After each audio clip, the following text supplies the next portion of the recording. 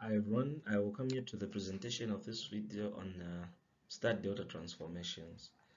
Okay, so two resistors can be connected in series if they have one point of connection and nothing else is connected at that junction. So what do I mean?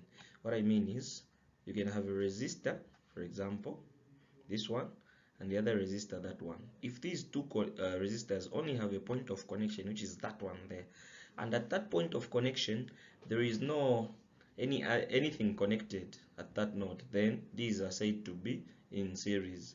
Now if you have a resistor, or if you have a resistor connected at that junction, for example, like that, then that ceases to be series. This you can't say it's in series with that one. Quite alright, they have one point of connection, but at that junction there is a resistor connected. Same this one and this one, you can't say they're in series because there is a resistor connected. So the moment you have this, such kind of connection is called a star connection. We go to delta connection. Three resistors are said to be connected in delta if they form a closed loop as shown. So resistors which are connected in delta can either be given that presentation where the start of one resistor is connected to the finish of the other. So let's say this resistor RA, has got, let's say, a start here and the finish there. The finish of this one is a start of that resistor and the finish there. That finish is connected to the start of the other one, like that. So in short, we are going to have a closed loop like that one, or the other form is this one. So this form or that form, such a connection is what we are calling a delta connection.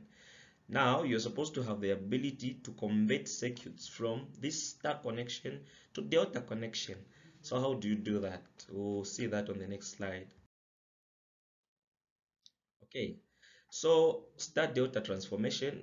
This side I'm explaining how you convert a circuit from star to delta transformation, and then on the other one I'm explaining how you can convert a delta connected circuit to star connected.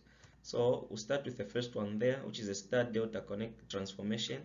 So each resistor in the star, also called Y network, is the product of the resistors in the two adjacent branches for delta. Those should be divided by 3 delta resistors. So if you have a circuit like this one is showing those inside there, that's a star connection, and then those outside there, that one there is a delta connection. So you can convert a circuit from this form to the outer one there, which is the delta, or from the outer one to the inner one there. But for our discussion here, we are talking about star to delta. So we are converting from the inner circuit, this one, given the outer circuit like that. So we are going to follow those formulas. So for example, if you've been given this one, RA, RB, and RC, you want to find these which are in star. So for you to find R1 there, which is this one there, you multiply these, the branching resistors, which is this one and this one, because those are the ones which are forming the branch for this resistor. So that product, now you're going to divide it by a summation of all the resistors outside. So this one plus that one and plus that one. So this is what you're having there. For you to have R1, which is this one, you have a product of the branching resistors divided by a product of all the resistors outside there. Then you're going to have R1 like that. Same applies for R2. R2, the branching resistors for R2, you've got RC and RA. So you multiply RA and RC, and then you divide by a summation of those outer resistors. If you are to find R3, it's the same thing. R3 will basically be the branching resistors, which are those, multiply them, and then divide by the addition of the outer resistances. So like this, you would have transformed your circuit from the delta connection like that to a star. So those will be the values. We go to delta star connection. So for delta star connection, each resistor in the delta network is basically a sum of all the possible product of star resistors, but you're taking them two at a time, and then you divide that by the opposite star resistor. What do I mean? What I mean is this: you have that one. This time around, now you have that star resistor one to produce the delta one, which is that one there. How do you get that? From the formulas there, if you want to find RA, which is this one here, so for you to get this RA, we are saying you multiply product of all the possible star resistors. So it will be this one times this one, plus this one times this one, plus this one times this one, divided by the opposite resistor, which is in star. So if this is our RA, which is in delta, its opposite is basically that one. So that's the one you divide there. If you look at for R2, it's the same. So they will have the same numerators, just like in delta. Delta, they had the same denominators. The difference was the numerator. For these, the numerators will be the same because the possible products will always be this times this plus this times this plus that times that. But what will be the difference now is the opposite resistor. So if you're working with RB, which is this one, the opposite resistor will be R2, that one. That's the one you put down there. Okay. For that one, it's the same thing. For RC, the opposite resistor will be R3. That's why you're having R3 there. So here you're able to convert a star given circuit into delta using those formulas. So on the next slide, we're going to look at some examples. Let's go to the next slide. Okay, so this is an example which is saying convert the given delta circuit to a star. So this circuit is delta. As you can see, those resistors are forming a closed loop. They're in delta.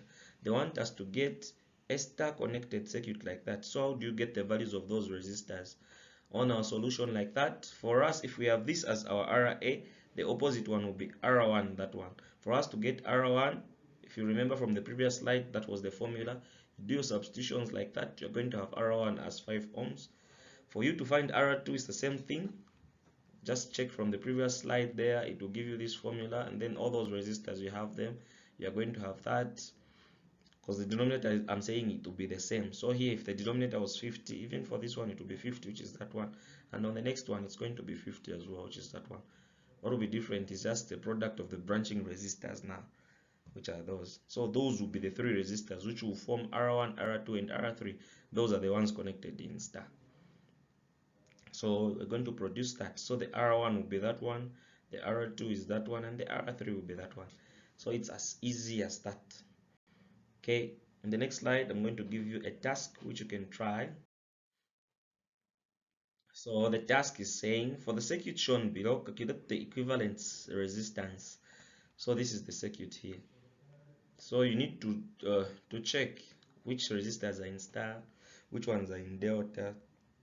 What do you need to do for you to convert? So as you can see, these three, they're in star, because this one and this one are supposed to be in series, but because there is a junction resistor there, no longer a series connection, this is a star.